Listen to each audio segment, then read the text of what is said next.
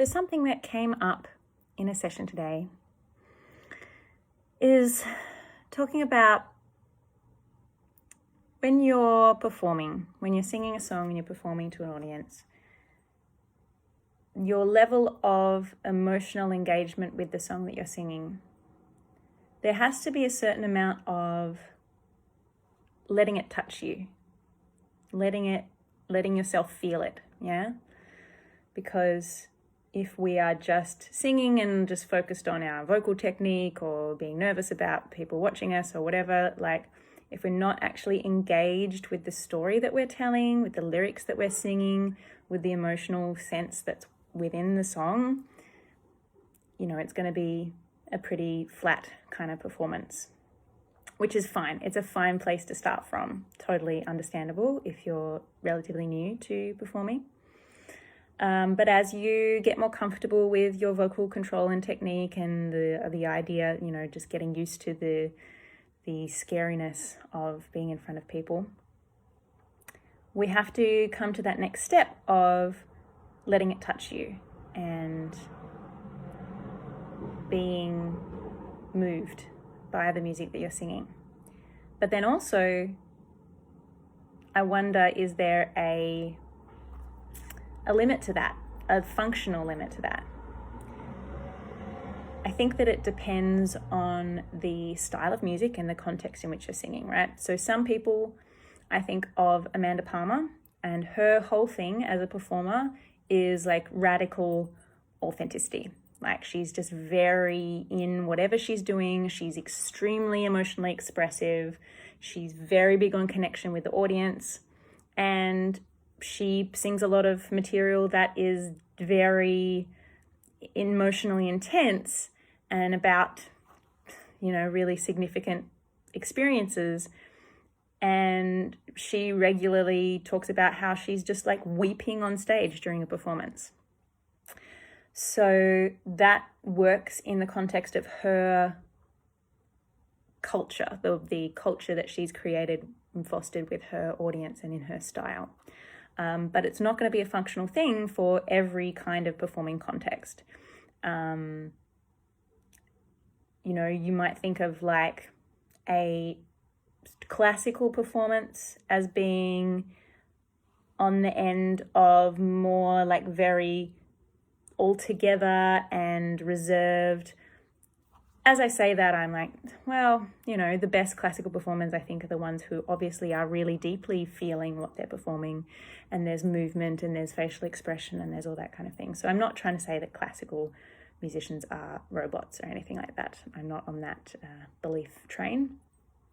But yeah, there's a spectrum from like total, radical, authentic emotional expression and deep connection emotionally to the music that you're playing to like, I am totally removed.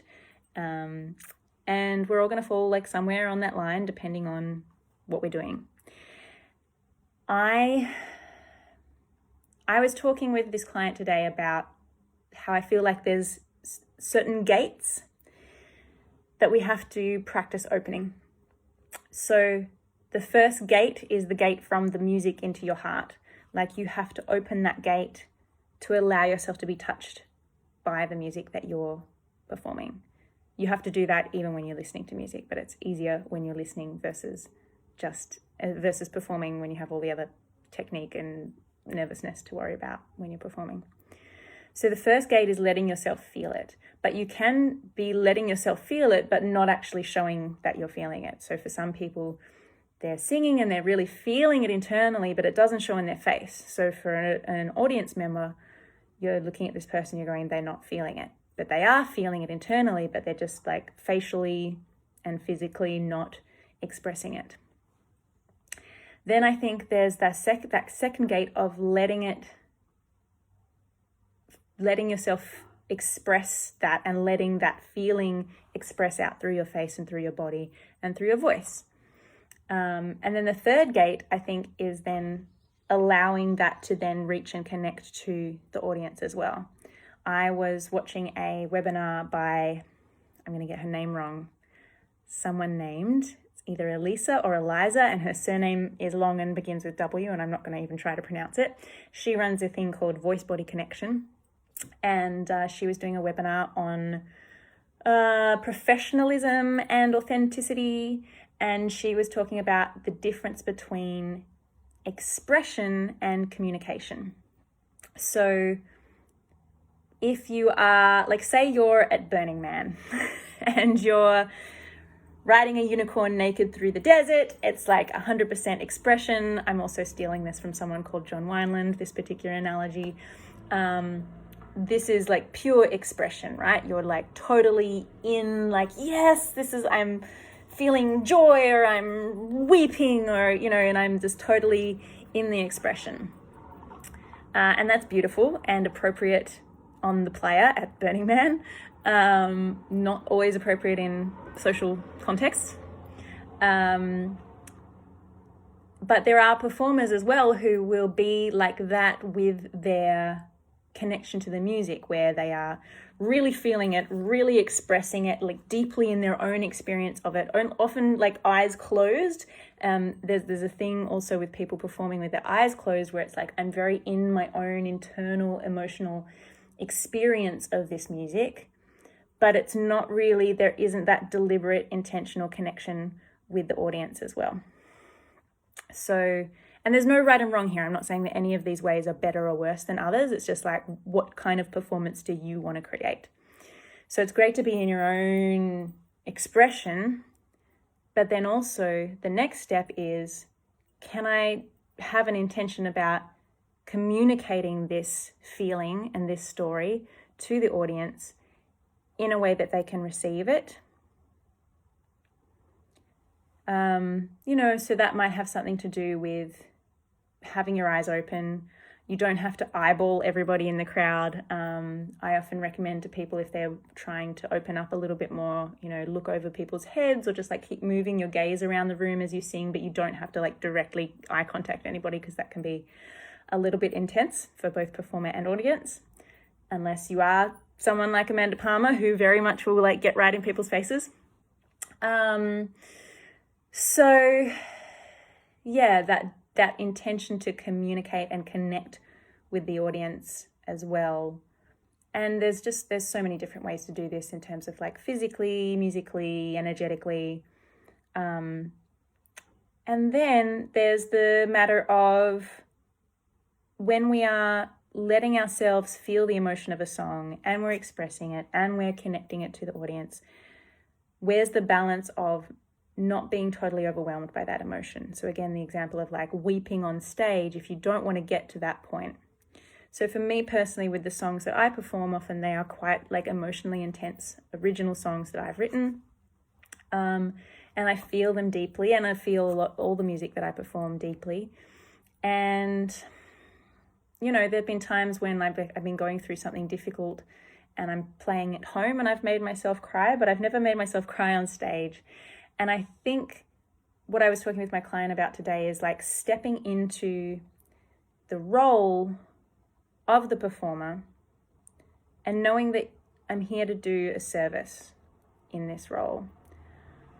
I'm not here to just feel a bunch of stuff on stage. That's part of what's going on. But I'm also creating a space for the audience to feel things. And I think for a lot of performers, this is kind of our role, is we are creating a structure. We are channeling the music, the story, the emotion through ourselves into the audience.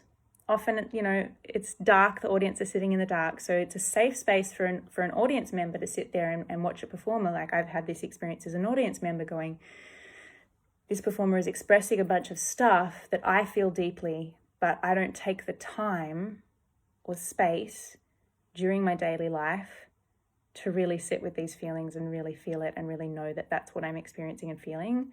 So as an audience member, that's part of the experience of feeling deeply seen and by and heard, and recognizing yourself in what the performer is expressing and singing about.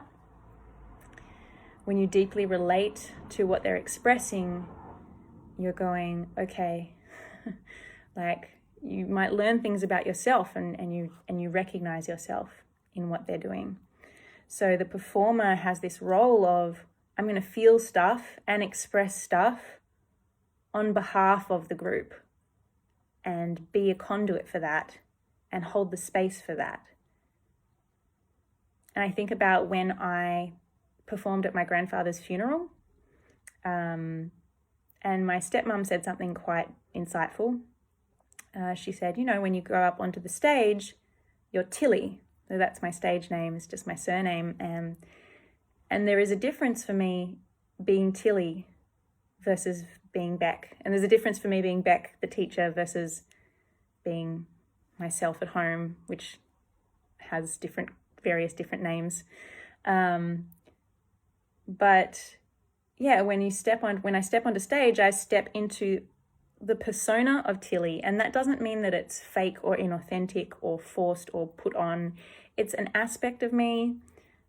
And we all contain different personas and personalities and archetypes within us that we can inhabit at any given point. And performing different kinds of music in different musical contexts, I will inhabit very different kinds of energies and archetypes. But when I'm Tilly is a little more, there's a little more confidence to it. There's a little more like groundedness and centeredness and stability. And I can feel that here I am stepping into my role as performer to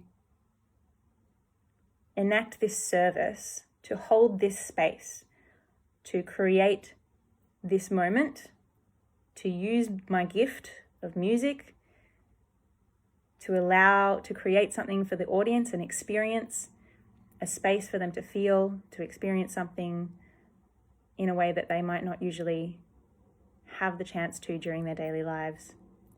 So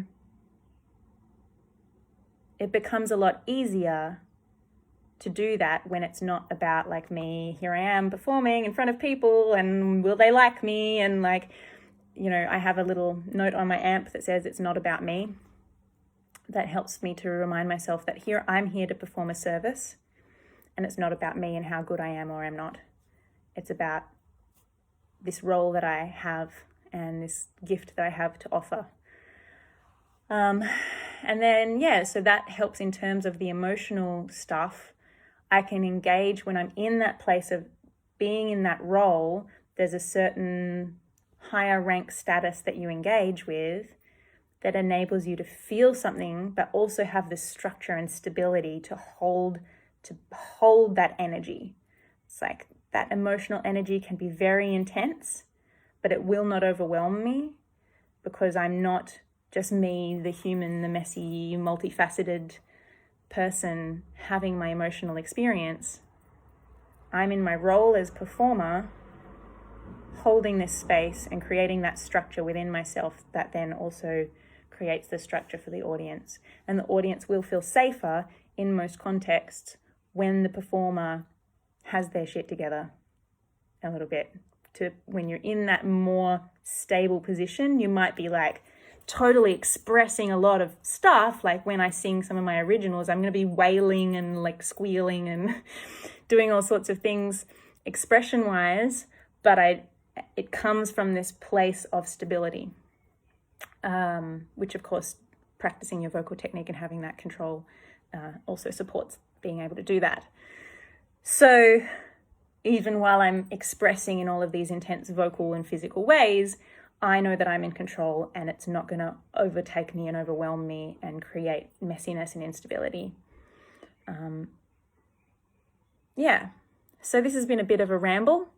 If you've gotten this far, thank you for listening. I hope that it was insightful or helpful to you, and I would love to hear if you have any thoughts about this in your own experience of either being a performer or being an audience member. I hope that you are having a lovely week and that you have a wonderful weekend. Talk to you soon.